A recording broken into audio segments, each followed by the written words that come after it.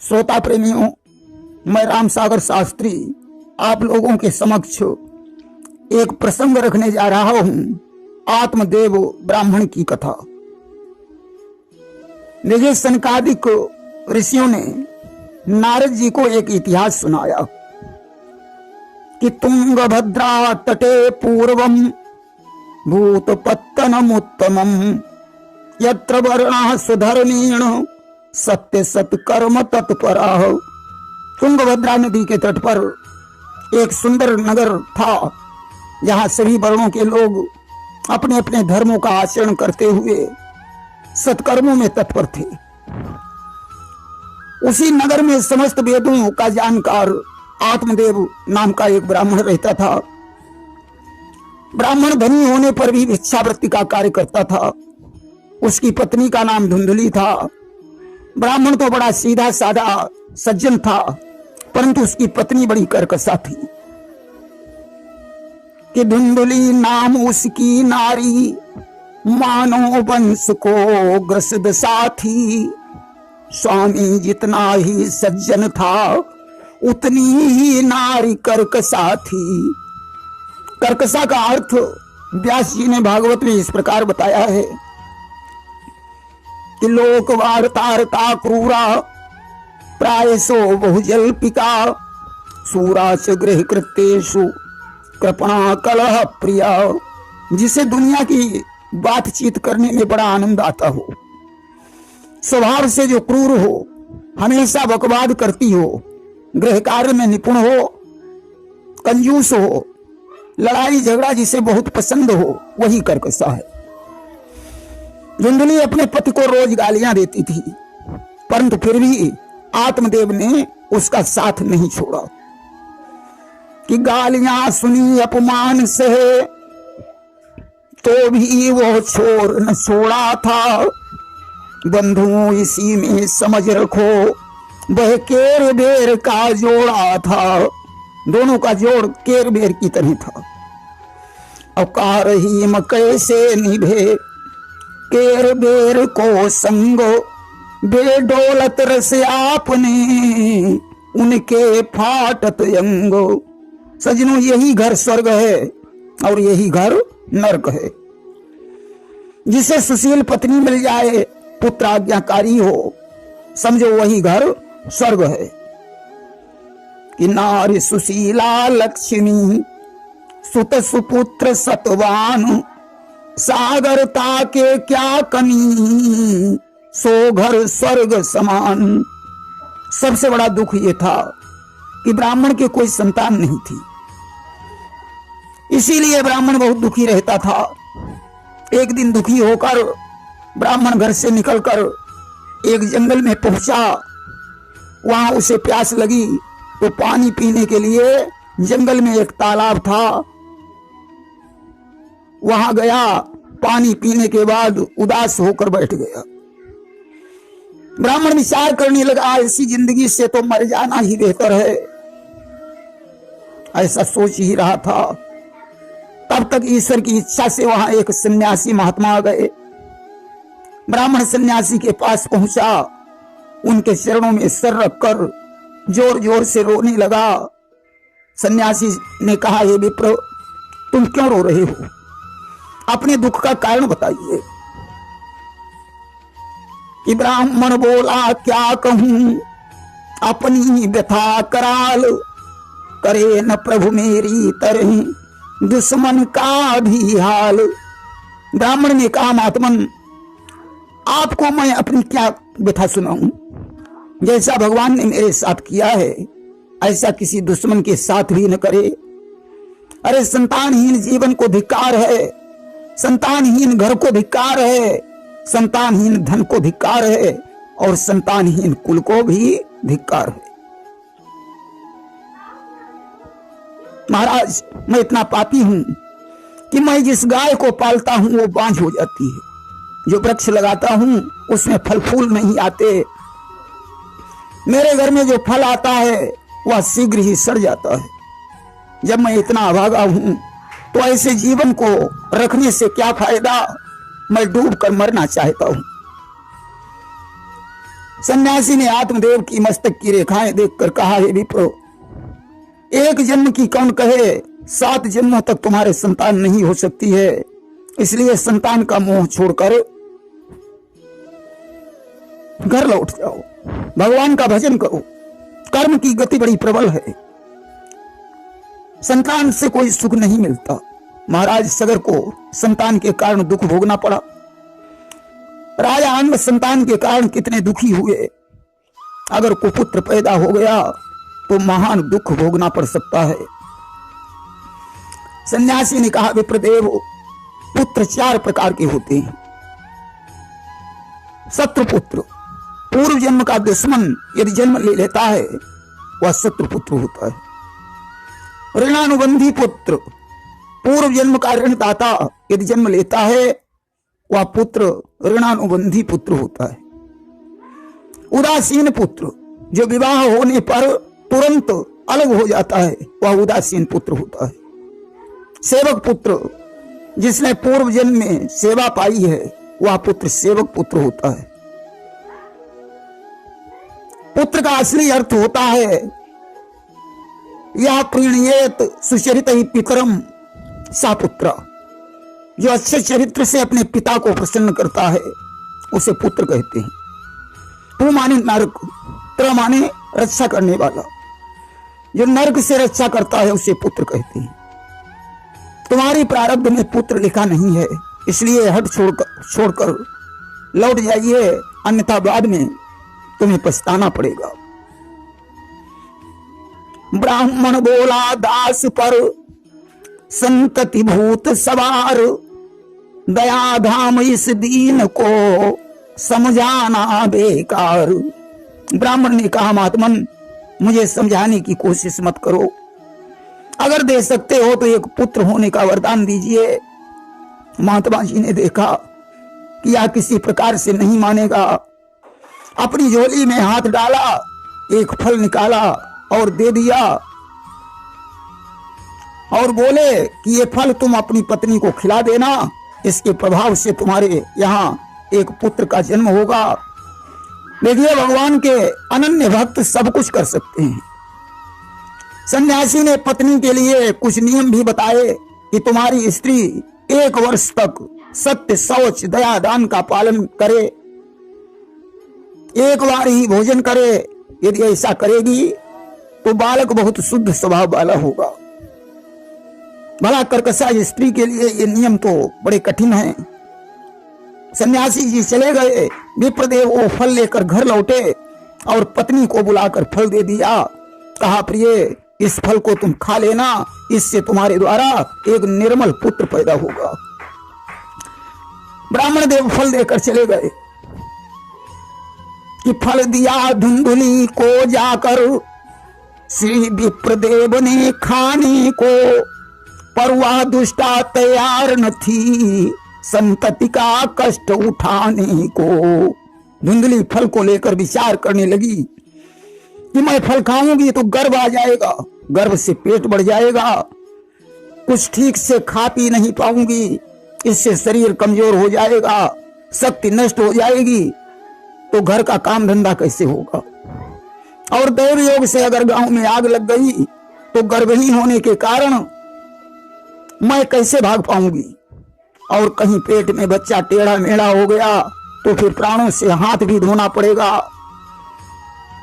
प्रसूतो दारुण दुखम सुकुमारी कथम से, प्रसव के समय तो बड़ी पीड़ा होती है।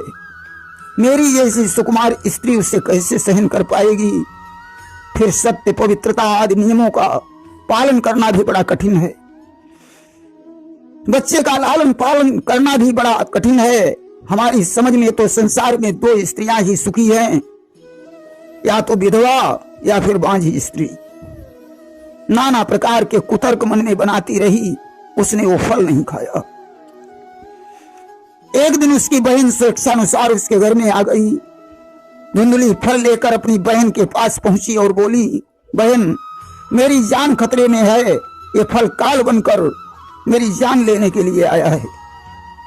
कि बोली अपनी बहन से, बहन बचा ले जान, यह फल आया है मुझे निश्चय काल समान, कि खाना पीना श्रृंगार खेल आप ही आप छुट जाएंगे।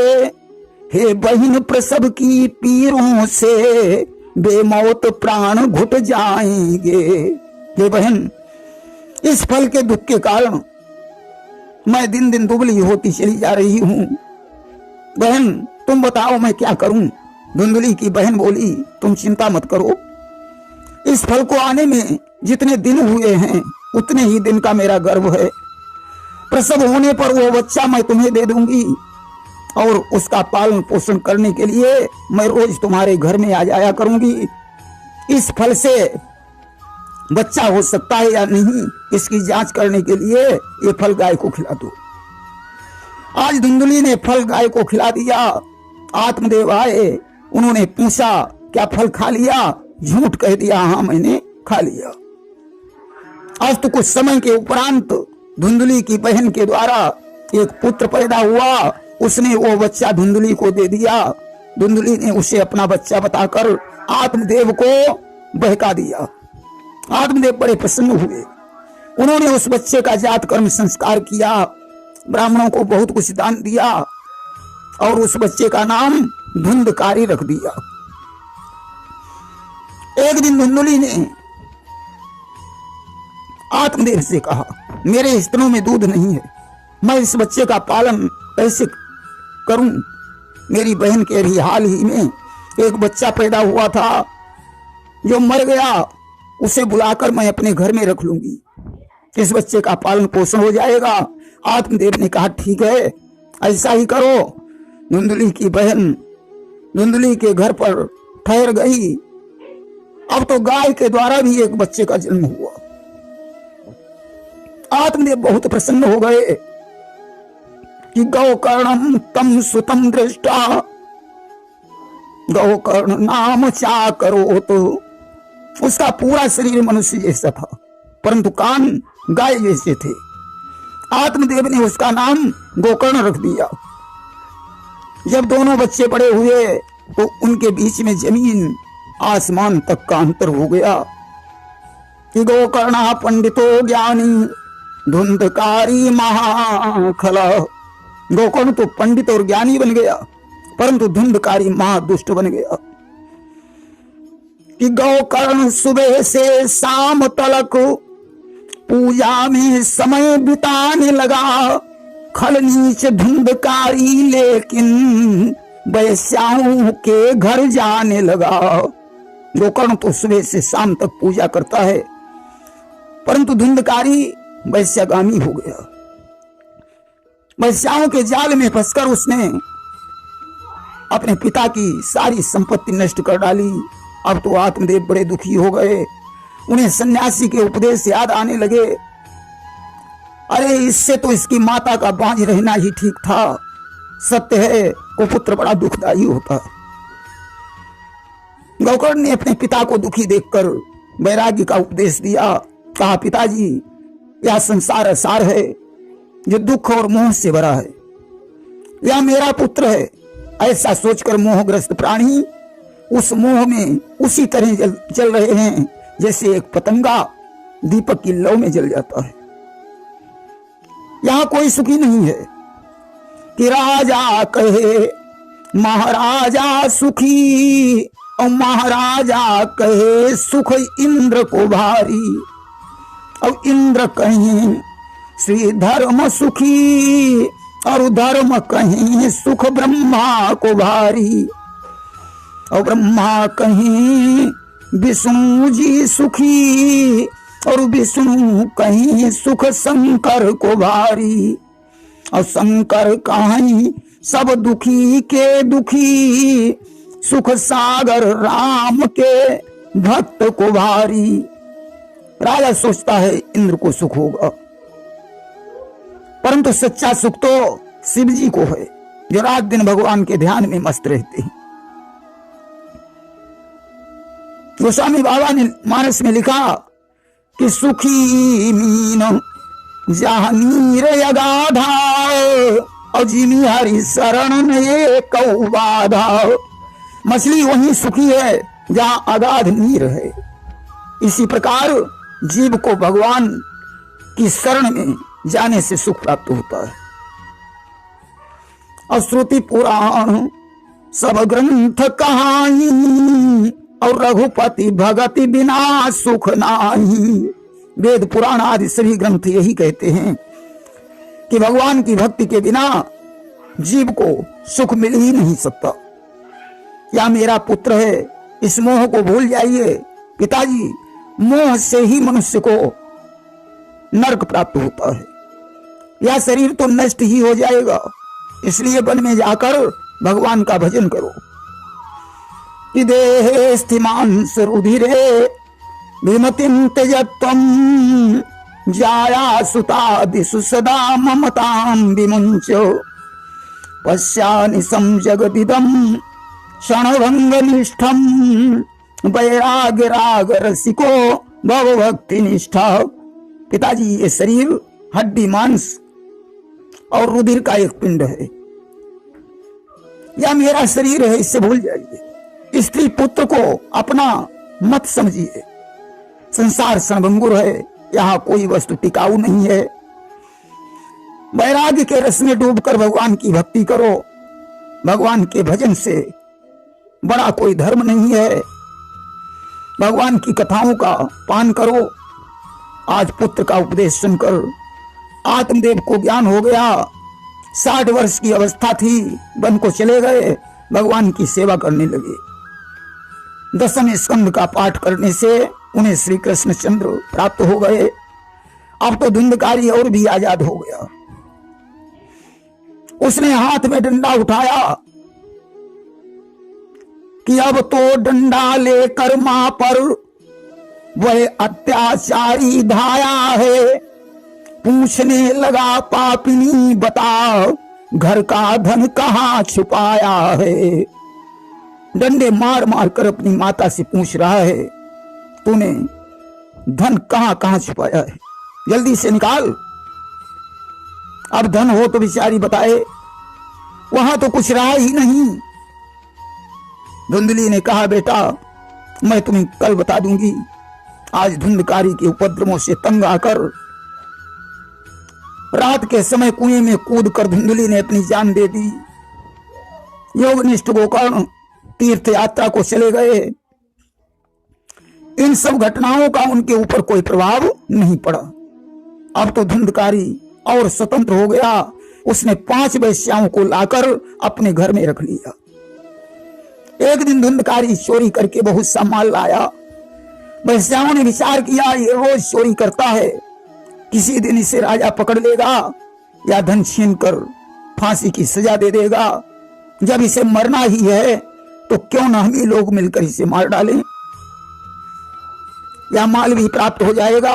आज सोते हुए धुंधकारी को उन्होंने चारपाई में रस्सियों से कस लिया, गले में फांसी लगाई। धुंधकारी फिर भी नहीं मरा तो जलते हुए अंगारे उसके मुंह में डाले।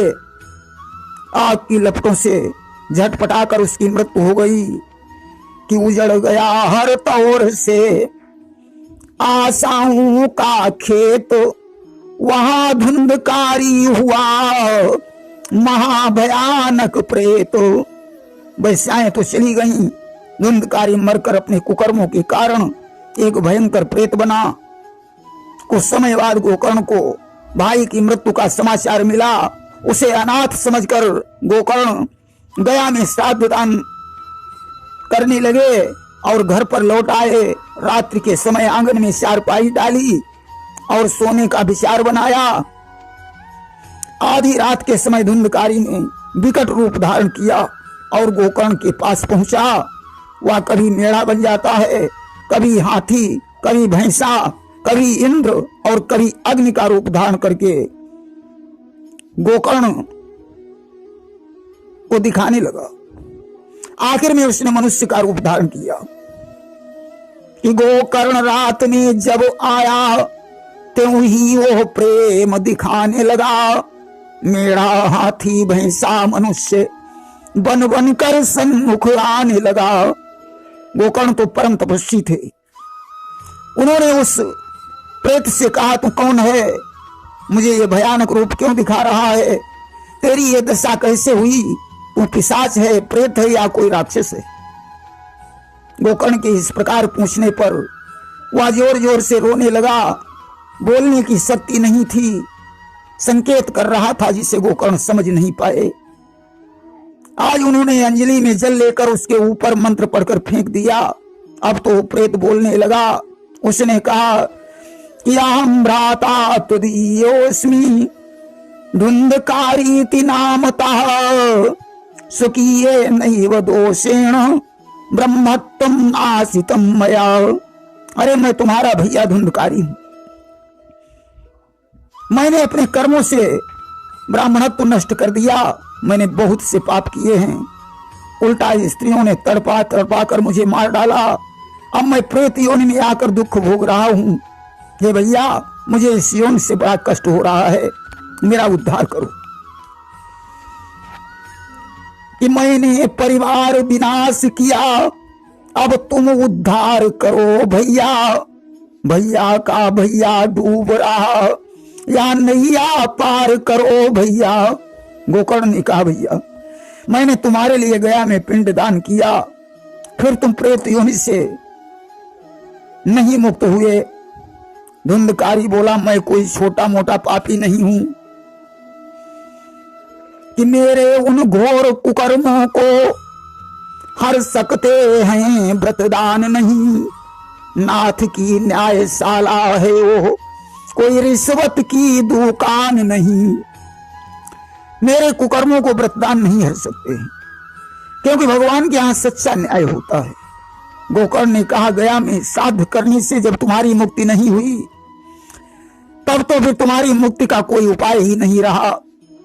धुंधकारी हाथ जोड़ने लगा, भैया तुम्हें कोई उपाय करना ही होगा। आज गोकर्ण ने भगवान सूर्य का ध्यान किया कि नमो नमस्ते सदा विभाव सो सर्वात्मने सप्तहयाय भानवे। हे भगवान सूर्य, आप सारे संसार के साक्षी हैं, मैं आपको नमस्कार करता हूं। आप ही मुझे मेरे भैया की मुक्ति का उपाय बताइए। आज भगवान सूर्य प्रकट हो गए। उन्होंने कहा, श्रीमद् भागवत सप्ताह पारायण से धुंधकारी की मुक्ति हो सकती है। आज गोकर्ण जी कथा सुनाने के लिए तैयार हो गए। देश और गांव से अनेकों लोग कथा सुनने के लिए आए। गोकर्ण जी व्यास गद्दी पर विराजमान हुए। कथा सुनने के लिए वो प्रेत वहां पहुंचा। एक 7 गांठ का बांस गड़ा था, उसने वायु रूप में प्रविष्ट होकर कथा श्रवण करने लगा। पहले दिन की कथा में बांस की एक गांठ चटक गई, दूसरे दिन दूसरी, तीसरे दिन तीसरी। इस प्रकार 7 दिन में 7 गांठों को फोड़कर धुंधकारी दिव्य रूप में प्रकट हो गया और बोला, है भैया तुमने मेरा प्रेत योनि से उद्धार कर दिया। इधन्या भागवती वार्ता प्रेत पीड़ा विनाशिनी। प्रेत पीड़ा को नाश करने वाली भागवत कथा धन्य है और कृष्ण धाम को प्राप्त कराने वाला सप्ताह पारायण भी धन्य है। आज भगवान के पार्षद वैकुंठ से विमान लेकर आ गए, जिससे मंडल में प्रकाश छा गया। धुंधकारी उस विमान पर बैठ गया। गोकर्ण ने पार्षदों से कहा कि हमारे यहाँ अनेकों शुद्ध हृदय वाले श्रोता हैं जो 7 दिन कथा सुनते रहे, उनके लिए आप विमान क्यों नहीं लाए? पार्षदों ने कहा कि श्रवणस्य विभेदेन फल भेदोत्र संस्थिता। कथा सुनने में अंतर रहा, इससे फल में भी अंतर आया है। कि सब श्रोता रूप नहीं, कुछ सोते और सरोते हैं, इसलिए कथा सुनने के फल भी नहीं एक से होते हैं। धुंधकारी ने मन लगाकर कथा सुनी, बाकी लोगों ने उतने मन से कथा नहीं सुनी। इसलिए ऐसा करो, तुम इन्हें दोबारा कथा सुनाओ और सभी लोग ध्यान से सुने, तो सभी लोगों के लिए विमान आएगा। आज गोकर्ण ने फिर से कथा प्रारंभ की। सभी नगरवासियों ने ध्यान से कथा सुनी, सभी के लिए विमान आए। और सारे नगरवासी विमान पर बैठकर वैकुंठ लोक को चले गए। प्रेम से बोलिए वृंदावन बिहारी लाल की जय।